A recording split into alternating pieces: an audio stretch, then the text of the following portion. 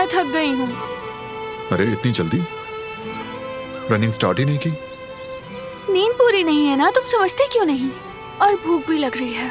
चलो वापस चलते हैं, एक जबरदस्त नाश्ता करते हैं।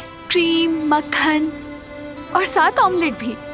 ओहो, मैं यहाँ फिट रहने के लिए एक्सरसाइज करने आया हूँ और तुम नाश्ते के ख्वाब देख रही हो। मुझे माफ करिएगा बारान साहब, लेकिन मैं ज्यादा खाने से मोटी नहीं होती, थैंक्स टू माई जीन्स। तो क्या मैं मोटा हो जाऊंगा? हो भी सकते हो। सीरियस हो क्या? मजाक कर रही थी। बिल्कुल फिट हो तुम, हमेशा की तरह।